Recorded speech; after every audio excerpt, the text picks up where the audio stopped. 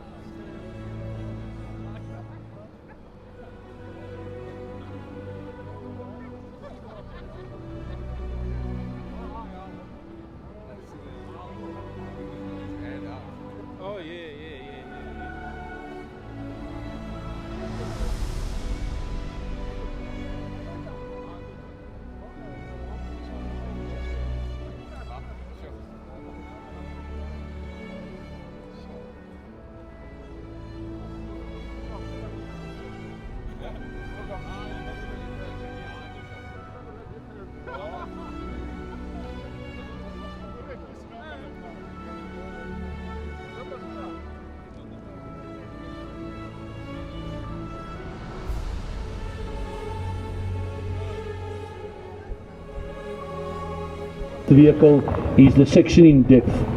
Please take note that these vehicles are not combat vehicles, they are battlefield taxis, so we will not engage the enemy from the vehicles, they are too lightly armed. There's the platoon now dismounting. Take note that from the platoon commander's vehicle they also deployed a 60mm patrol mortar which provide close support to the infantry platoon.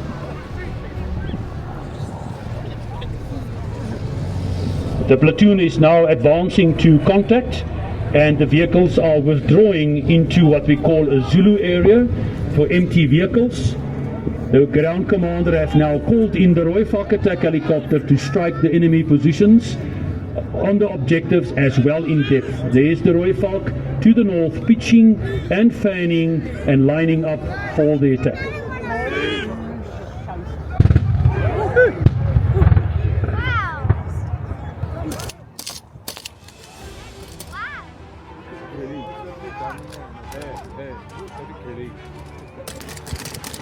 The Rooivalk is a combat support helicopter manufactured by the DJI Aviation of South Africa. Like the Atlas Oryx transport helicopter, its development is derived from the Aerospace South African 330 Puma.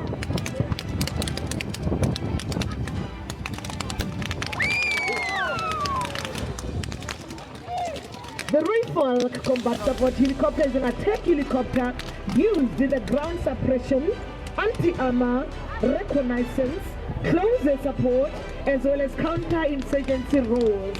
This aircraft is a formidable asset in the execution of the mandate of the South African National Defence Force. To be able to work down, let's see how it looks.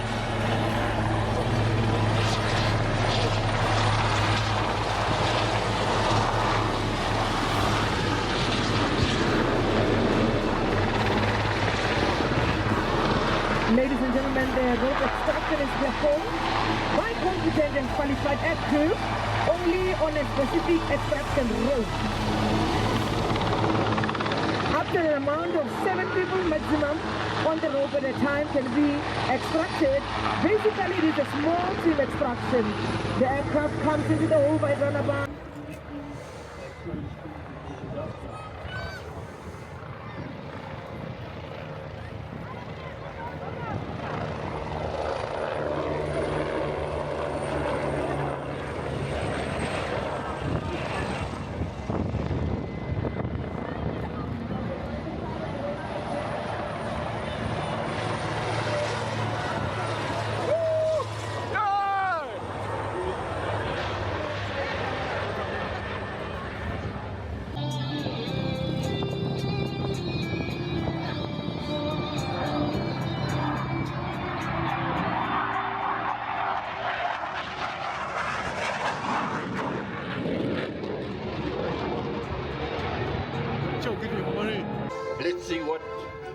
super act they're going to do now? Classic movie finish. There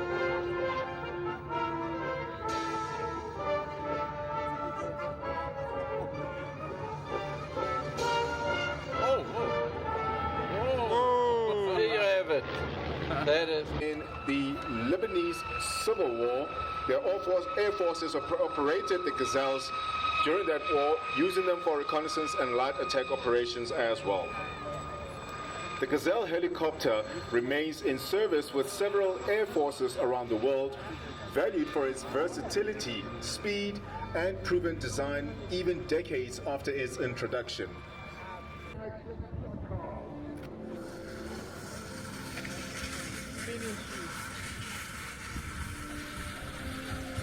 This is an icon, South Africa. It was introduced in 1999. Introduced in 1999.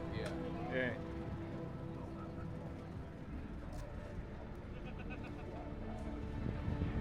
There have been a lot of variants from other countries, you know, inspired by this, of course. But this is, we've also seen the Chinese sort of variant. Yeah, variant of this. Yeah.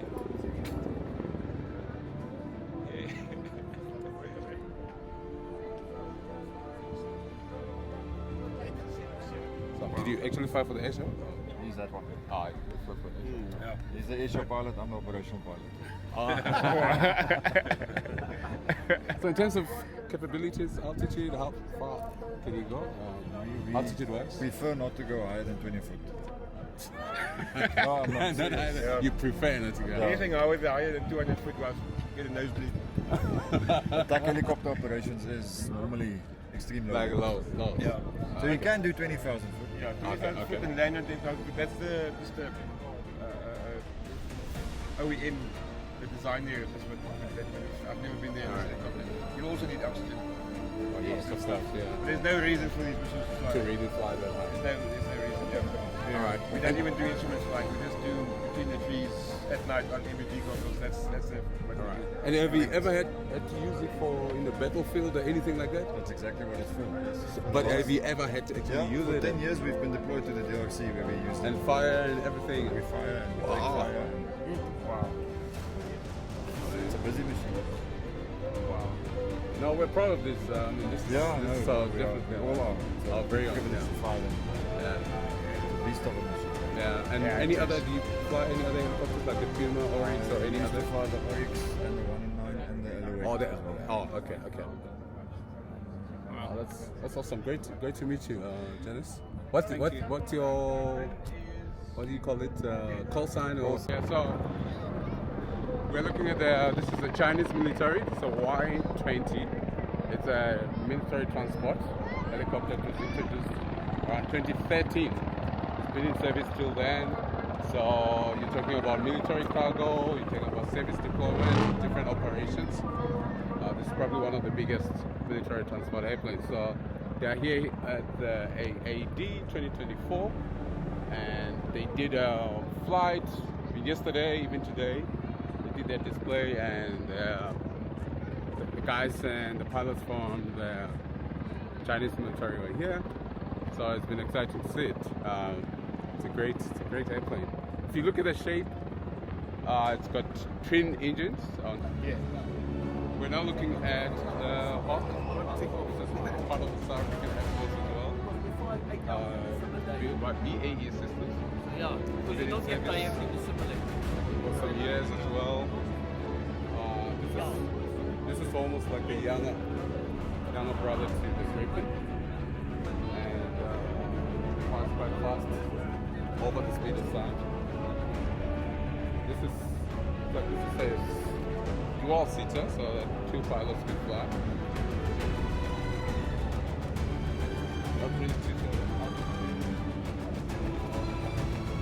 But it's one of the fastest jets in our military.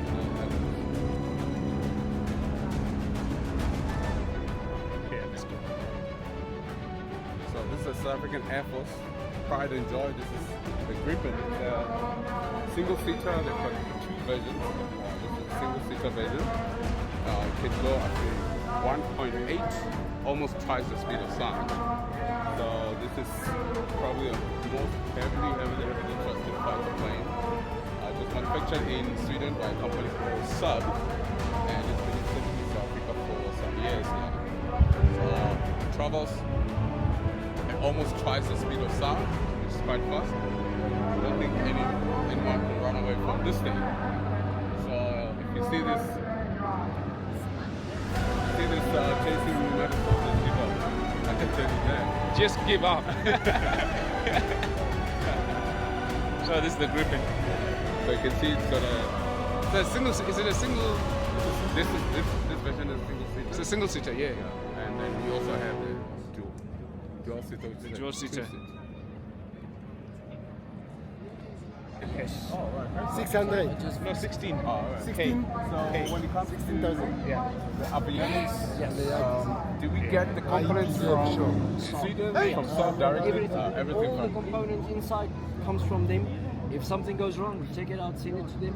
All right. We may not open them or fix them. It's part of the contract. It's part of the contract. Right. And how long have you been a mechanic on the Gripen? Since it came to us in 2010. Wow. So it's been 14 years already. Oh, that's great.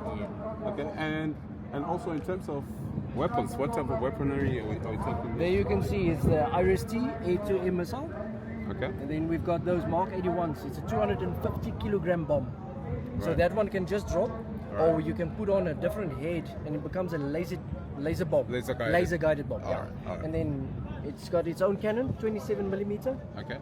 I don't know if we've got some other stuff that can go on, but we don't have it. All right. So yeah.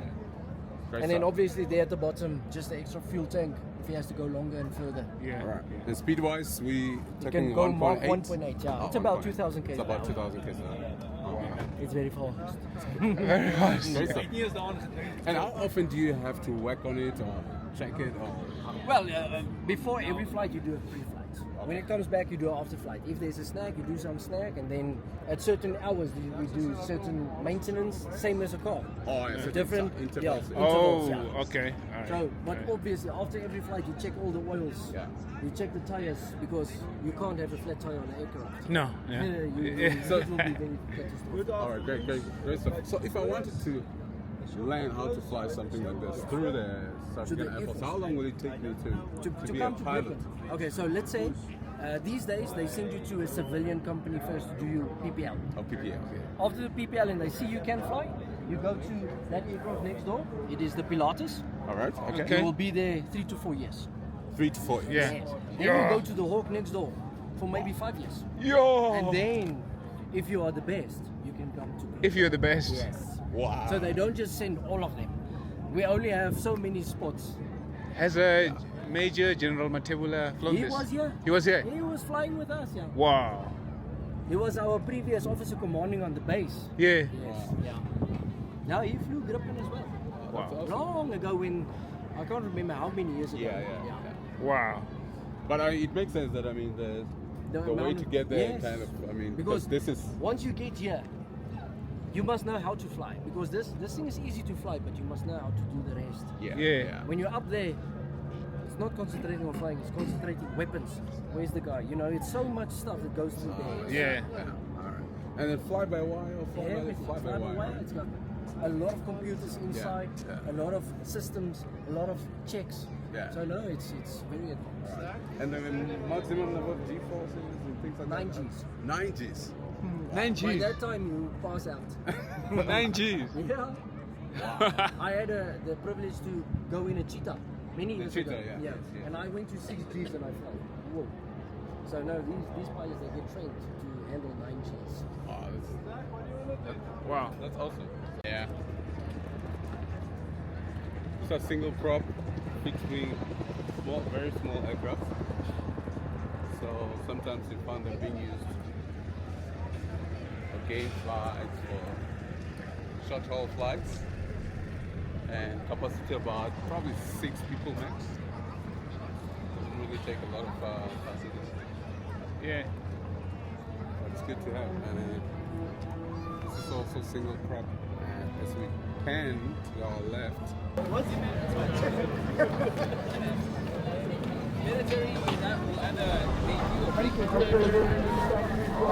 So this is the Oryx. Yeah, once again, this is the Oryx. You can see this. People want to go in, climb in just to check it inside. It's great to see. So it's a nice out and about, seeing all these military aircrafts, and for designed and built for different purposes. And we're just having fun. Yeah. AAD 2024 it is. Doesn't get better than this. Doesn't get any better. And to our right, what are we? Next to the Oryx, to our right, what are we looking at?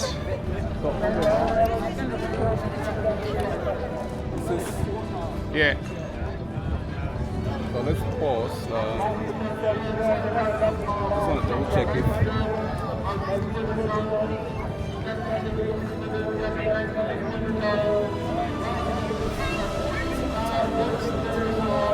Oh my goodness. Yeah. This is a Lynx. So the 22 Squadron. Yeah, this is a Lynx. Lynx used to be out in airshows many years ago. I haven't seen it in a while. Yeah. But it's been in operation for many years. Yeah. Provides support as well, logistically and operationally. So it's been deployed to different zones, combat zones, flooded zones, to rescue civilians, different situations. So it is slightly smaller than the Oryx in terms of capacity. But yeah, it's one of the biggest military transport aircraft. Yeah. Right now we're looking at the C-130. This is cargo plane for the South African Airforce as well. So this is used also for operational support. Whenever they use or they need logistical support, that means carrying different cargoes in different zones, and it's been in service for many years. I think it's our main cargo plane for the South African Airforce, and we always see it at the air shows over the years. We've seen it over the years, and we're really proud of it, and that's the AAD 2024.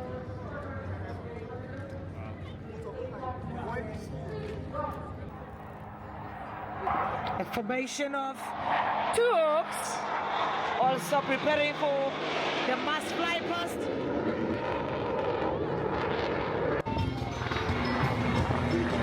Folks, we really need to get you to move, please. There's an awful Next time in, let's go for it. That is the Rooivalk combat support helicopter from 16th Squadron Air Force Base, Bloomsbury. Now, Wow!